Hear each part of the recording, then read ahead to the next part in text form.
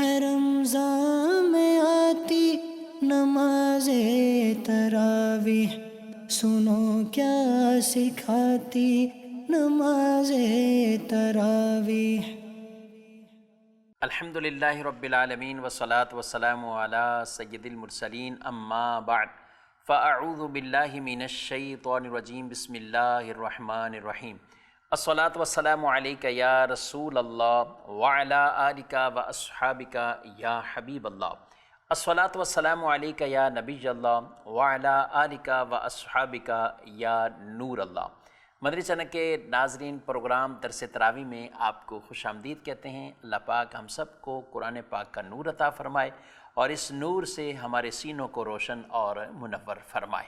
آج 8ویں شب ہے اور 8ویں پارے کا کچھ خلاصہ انشاءاللہ عرض کرنے کی کوشش اور صحیح کریں گے۔ اول تاخیر ہمارے ساتھ اس پروگرام میں آپ شامل رہیے۔ انشاءاللہ 8ویں پارے کی کئی مقامات اور کچھ آیات مبارکہ کے پس منظر شان نزول، کیونکہ ہر آیت کا شان نزول ہو یہ ضروری نہیں ہے۔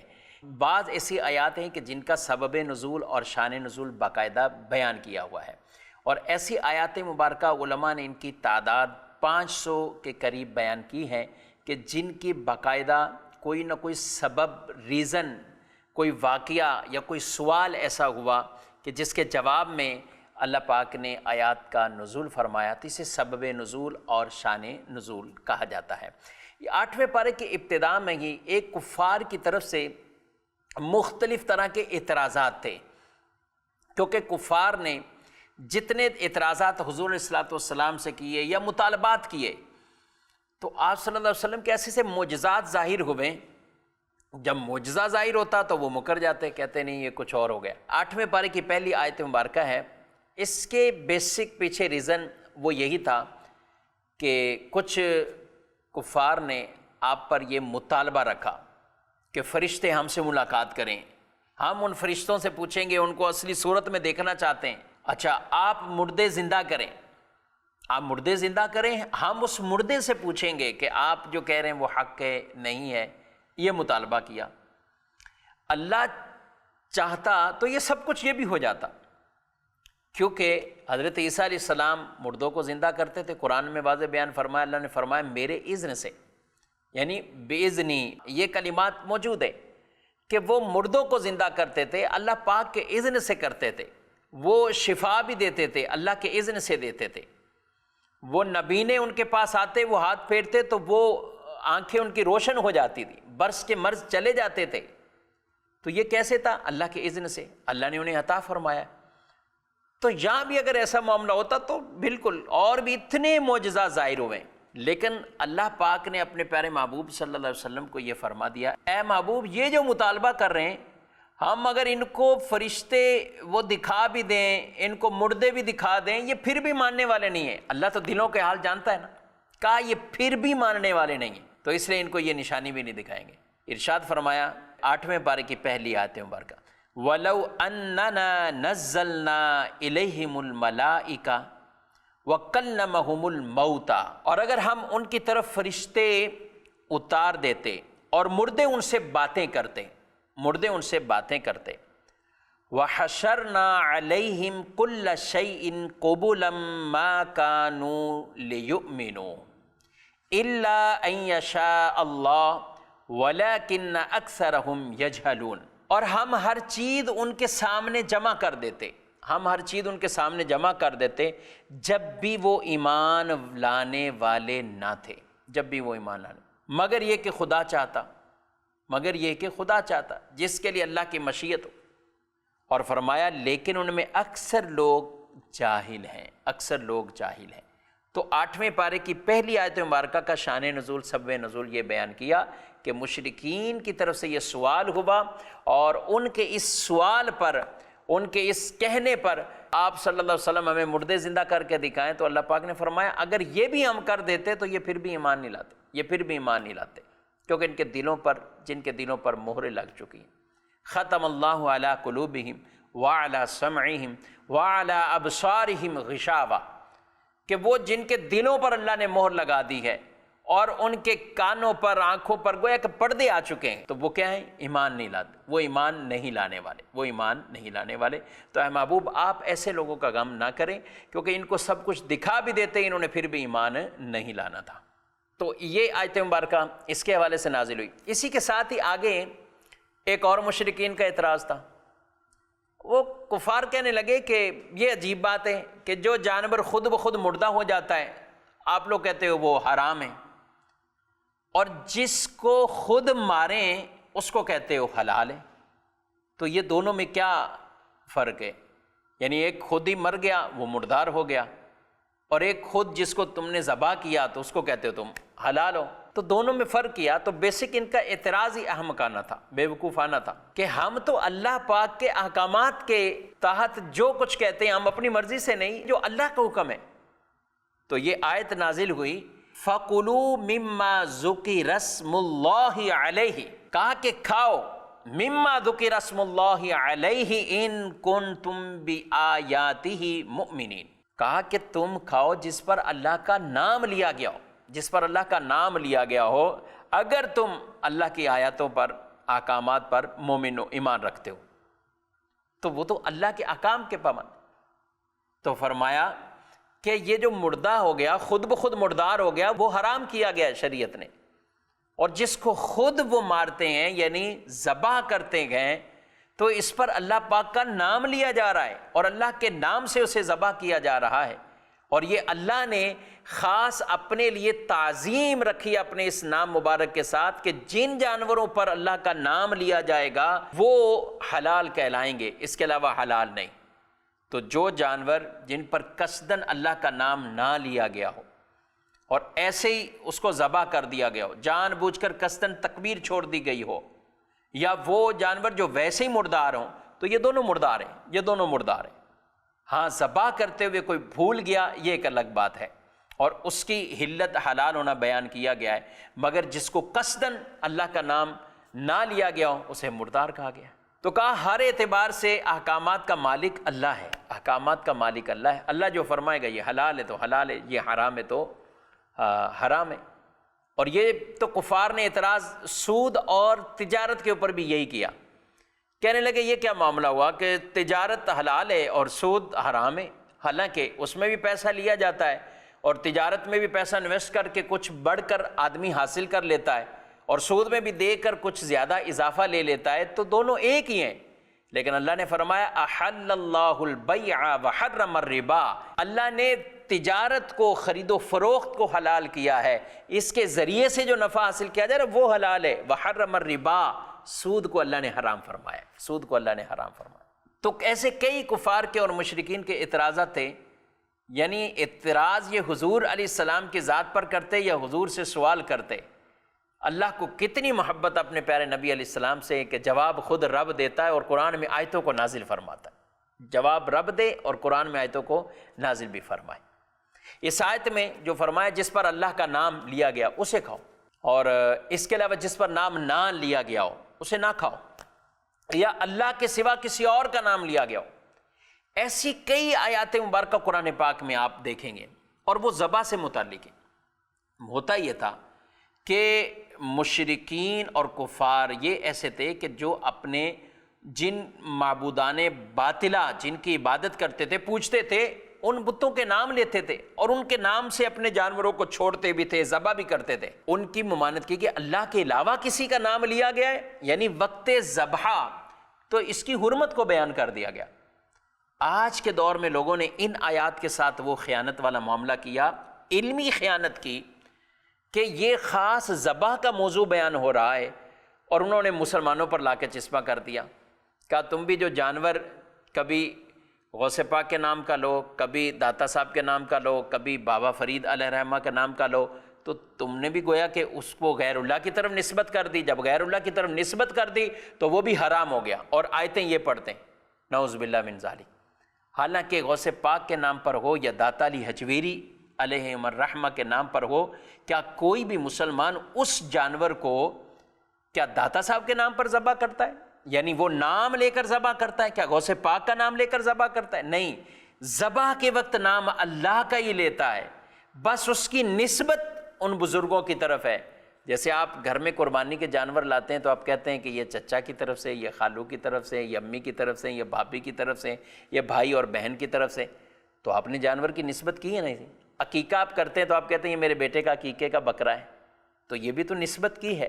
تو صرف نسبت کرنے سے وہ جانور حرام نہیں ہوتا، ہاں ذبح کرتے وقت تو لہذا مسلمانوں کا الحمدللہ ایسا وہ کوئی ایسا انداز طریقہ نہیں کہ وہ ذبح کے وقت کسی اور کا نام لیتے، اللہ کا نام لیتے ہیں۔ اور حضرت عبداللہ بن عمر رضی اللہ تعالیٰ عنہ نے بیان کیا ہے کہ بدترین مخلوق میں سے وہ لوگ ہیں جو آیتیں نازل ہوئیں کن کے بارے میں، کفار اور مشرکین کے بارے میں، وہ ان کو مسلمانوں پر چسپاں کریں، وہ مخلوق میں سے بدترین لوگ ہیں۔ تو لہذا یہ ایک علمی خیانت اور علمی طور پر لوگوں کو یوں دھوکے کے اندر مبتلا کرنے کی کوشش کرتے ہیں، ایسا حالانکہ ہرگز نہیں ہے۔ الحمدللہ ہم اہل سنت والے اصالِ ثواب کے قائل ہیں، جانور ذبح بھی کرتے ہیں کسی کی طرف سے تو ذبح اللہ کے نام پر ہوتا ہے، اور اس کا جو ثواب اللہ تعالیٰ فرمائے وہ ہم ان بزرگوں کو نظر کرتے ہیں۔ مزید کچھ آگے بڑھتے ہیں ناظرین کرام، اور اس کے بعد ایک آیت مبارکہ جس میں حضرت امیر حمزہ رضی اللہ تعالیٰ عنہ ان کی گویا کہ شان کو بیان کیا گیا، اور فرمایا گیا ایک مومن کی زندگی اور ایک کافر کی زندگی، ان دونوں میں کیا فرق ہے۔ آیت مبارکہ میں ارشاد فرمایا آوا من کانا میتن فاحییناہ وجعلنا لہ نورا یمشی بہ فی الناس کمن مثلہ فی الظلمات لیس بخارج منہا کذالک زین للکافرین ما کانوا یعملون۔ اور کیا وہ جو مردہ تھا پھر ہم نے اسے زندہ کر دیا اور ہم نے اس کے لیے ایک نور بنا دیا جس کے ساتھ وہ لوگوں میں چلتا ہے، کیا وہ اس جیسا ہو جائے گا جو اندھیروں میں پڑا ہوا ہے اور ان سے نکلنے والا بھی نہیں ہے؟ یوں ہی کافروں کے لیے ان کے اعمال آراستہ کر دیے گئے۔ تو فرمایا گیا کہ ایک وہ جس کو ایک ایسی زندگی ملی اور اس کے ساتھ ایک ایسا نور ہے جس کے ساتھ وہ چلتا ہے، گویا کہ جہاں سے وہ جاتا ہے سب کو اور دیگر کو بھی وہ ہدایت دیتا ہوا جاتا ہے۔ تو کہا کہ یہ کیا اس کی مثال اس کی طرح ہے کہ جو اندھیروں میں اور پھر اندھیروں سے نکلنا بھی نہیں اس نے، اور کفار کے لیے اپنے ہی ان کاموں میں وہ کہتے ہیں کہ ہم اپنے آپ میں ہی خوش ہیں کہ ہم بہت اچھے، ہمارے یہ معاملات بہت اچھے۔ اس آیت کا بھی ایک پس منظر ہے، ایک شان نزول ہے اور ایک واقعہ ہے کہ حضرت امیر حمزہ رضی اللہ تعالیٰ عنہ ایک مرتبہ شکار کرنے گئے اور واپسی آئے تو ان کو پتہ چلا کہ رسول اللہ صلی اللہ علیہ وسلم کے ساتھ آج ابو جہل نے وہ کچھ بے ادبی والا معاملہ کیا اور آپ صلی اللہ علیہ وسلم کو کچھ تکلیف پہنچائی۔ یہ بدلہ لینے کے لیے ابو جہل کے پاس پہنچی اور اس پر ناراضگی کا اظہار کیا۔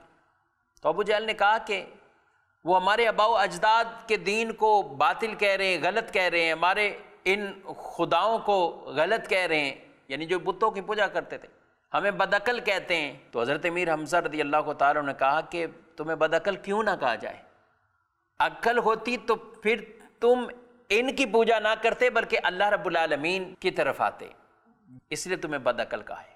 تو جب یہ باتیں کی، حالانکہ ابھی وہ اسلام نہیں لائے تھے، لیکن اللہ نے ان کے سینے کو کھول دیا ہے اور کہا کہ سن لو، گواہ ہو جاؤ، میں گواہی دیتا ہوں اللہ کے سوا کوئی عبادت کا لائق نہیں، اور محمد مصطفیٰ صلی اللہ علیہ وسلم اللہ کے رسول ہیں۔ اور جب یہ گواہی دی تو پھر ان کی اس گواہی پر یہ آیت مبارکہ بھی نازل ہوئی۔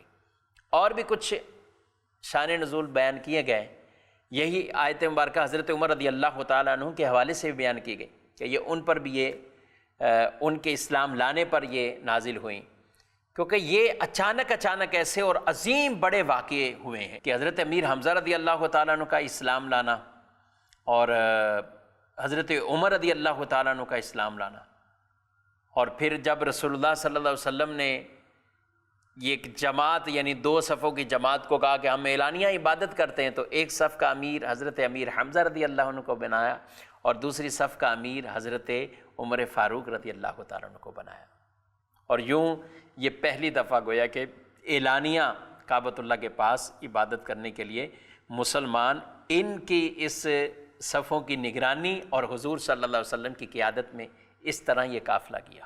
مزید آگے بڑھتے ہیں، اور اس بارے میں بکثرت ایسے اعتراضات جو کفار کی طرف سے تھے ان کے جوابات اللہ پاک نے عطا کیے ہیں، اور اس پر باقاعدہ شان نزول ان آیات کے بیان کیے ہوئے ہیں۔ ایک آیت مبارکہ آگے پھر ارشاد فرمائی وَإِذَا جَاءَتْهُمْ آيَةٌ قَالُوا لَن نُؤْمِنَ حَتَّى نُؤْتَى مِثْلَ مَا أُوتِيَ رُسُلُ اللَّهِ اللَّهُ أَعْلَمُ حَيْثُ يَجْعَلُ رِسَالَتَهُ سَيُصِيبُ الَّذِينَ أَجْرَمُوا صَغَارٌ عِندَ اللَّهِ وَعَذَابٌ شَدِيدٌ بِمَا كَانُوا يَمْكُرُونَ۔ ترجمہ، اور جب ان کے پاس کوئی نشانی آئے تو یہ کہتے ہیں، کیا کہتے ہیں؟ ہم ہرگز ایمان نہ لائیں گے جب تک ہمیں بھی ویسا ہی نہ ملے جیسا اللہ کے رسولوں کو دیا گیا۔ اللہ اسے خوب جانتا ہے جہاں وہ اپنی رسالت رکھے۔ ان قریب مجرموں کو ان کے مکر و فریب کے بدلے میں اللہ کے ہاں ذلت اور شدید عذاب پہنچے گا، شدید عذاب پہنچے گا۔ یہ آیت مبارکہ یہ بھی کفار کے بارے میں، ابو جہل کے بارے میں بھی، اور ولید بن مغیرہ کے بارے میں، کہ یہ حضور علیہ السلام سے ولید بن مغیرہ کہنے لگا اگر تو نبوت حق ہے، یہ نبوت رسالت، تو پھر مجھے ملنی چاہیے کیونکہ میری عمر زیادہ ہے، میری عمر زیادہ ہے تو یہ مجھے ملنی چاہیے، اور میرے پاس مال بھی زیادہ ہے تو میں مالدار بھی ہوں، اور میری عمر بھی زیادہ ہے تو میں اس کا حق ہوں کہ نبوت مجھے ملنی چاہیے، معاذ اللہ ثم معاذ اللہ۔ اور ابو جہل نے بھی کچھ اس طرح کی گفتگو کی کہ جب ہمارے پاس سرداریاں اور یہ سب کچھ ہے تو یہ بھی ہمارے حصے آنا چاہیے، یعنی اگر رسالت حق ہے تو یہ بھی ہمیں ملے۔ تو اللہ پاک نے ارشاد فرمایا اللہ اعلم حیث یجعل رسالتہ، اللہ بہتر جانتا ہے اللہ نے اپنی رسالت کہاں رکھنی ہے، کس کو عطا فرمانی، یہ اللہ بہتر جانتا ہے۔ اور ان لوگوں کا طرز عمل بیان کر دیا وَإِذَا جَاءَتْهُمْ آيَةٌ قَالُوا لَن نُؤْمِنَ حَتَّى نُؤْتَى مِثْلَ مَا أُوتِيَ رُسُلُ اللَّهِ، کہ جو کہنے لگے ہم ایمان نہیں لائیں گے جب تک ہمیں بھی ویسی نہ عطا ہو، یعنی ہم پر وحی آئے، ہمیں بھی ویسے ملے۔ تو یہ انہوں نے اعتراض کیے، اللہ پاک نے ان کے جوابات بھی یہاں پر ارشاد فرما دیے۔ یہاں ایک خاص عقیدہ بھی ناظرین کرام ہمیں سمجھنا چاہیے نبوت کے حوالے سے۔ نبوت کوئی کسبی نہیں ہے کہ یعنی آدمی عمل کے ذریعے نبوت حاصل کر لے، بلکہ اللہ کی عطا ہے، اللہ جسے چاہے وہ عطا فرمایا، اور جن کو نبوت عطا ہوئی ہے، کیونکہ اب تو نبوت کا دروازہ یہ بند ہے، رسالت کا دروازہ بند گئے، حضور علیہ السلام خاتم النبیین بن کر دنیا میں تشریف لے آئے، لا نبی بعدی، یہ ہمارا عقیدہ ہے، اور اسی کو عقیدہ ختم نبوت کہتے ہیں۔ تو جن کو اللہ نے نبوت عطا فرمائی ہے، اللہ اعلم حیث یجعل رسالتہ، اللہ بہتر جانتا ہے اس کو اپنی رسالت کہاں رکھنی، کس کو عطا فرمانی۔ تو یہ اللہ پاک کی خاص عطا ہے، جسے چاہا اللہ نے اسے اپنے فضل سے وہ نبوت اور رسالت عطا فرمائی ہے۔ ہاں دی اسی کہ جو اس منصب کے قابل ہے، کیونکہ انبیاء کرام علیہ السلام یہ معصوم ہیں، یہ عقیدہ ان کے بارے میں، فرشتے اور انبیاء علیہم السلام یہ معصوم ہیں، ان سے گناہ کا صدور ممکن ہی نہیں۔ اسی طرح کفر، شرک، ہر طرح کے عیب سے، عام جو جھوٹ، خیانت، دیگر اس طرح کے عیوب، ان سے بھی یہ پاک ہے، منزہ ہے یہ، اور یہ معصوم کا ہمارا عقیدہ ہے، اور یہ انبیاء اور فرشتوں کے حوالے سے ہے۔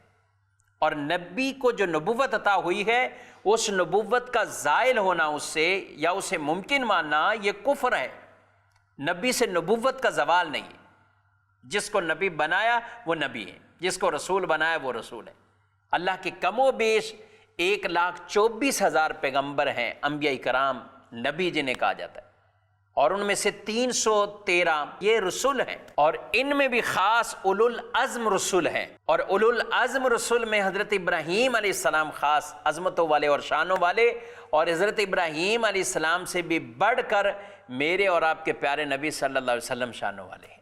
تو یہ نبوت کے حوالے سے ہمیں عقائد ذہن میں رہنے چاہیے۔ اس کے بعد بھی کئی اور احکامات ہیں، اور بیسک ایک اور حکم بھی، اولاد کو تنگ دستی کے خوف سے قتل کرنا یا لڑکیوں کو قتل کرنا، یہ بھی کفار کے اندر ایک بد عمل یہ تھا کہ وہ بیٹیوں کو، بچیوں کو، لڑکیوں کو قتل کرتے تھے اور زندہ درگور کر دیتے تھے۔ اللہ پاک نے ان کی مذمتوں کو بیان کیے اور فرمایا بے شک وہ لوگ تباہ ہوئے جو اولاد کو اپنی جہالت اور بے وقوفی سے قتل کرتے ہیں، وہ لوگ تباہ ہوئے۔ اور یہاں ان لوگوں کی مذمتوں کو خاص بیان کیا گیا جو لڑکیوں کو یوں قتل کیا کرتے تھے۔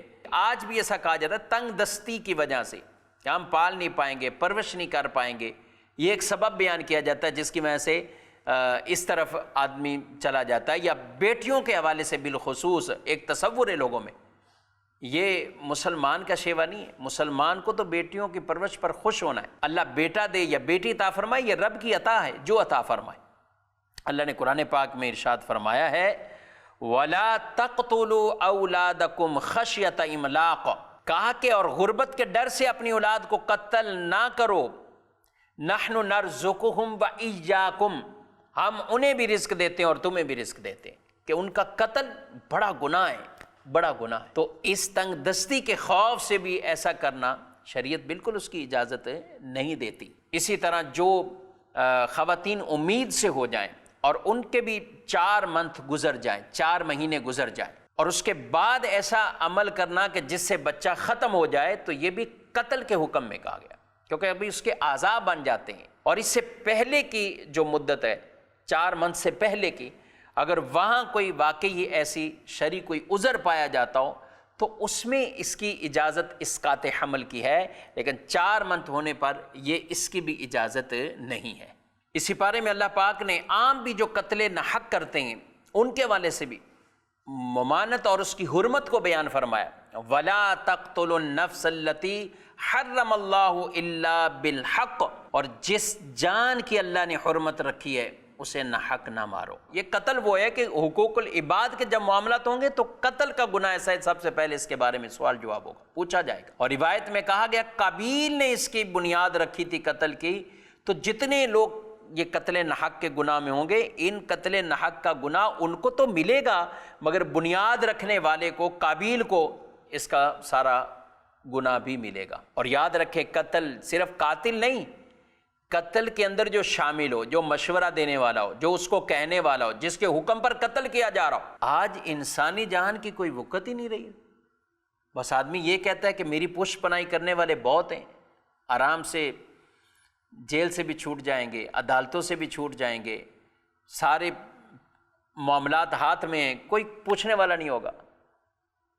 یاد رکھیے، ایک یہ دنیا کے فیصلے ہوں گے اور ایک وہاں آخرت میں بھی جمع ہونا ہے، وہاں بھی فیصلے ہوں گے۔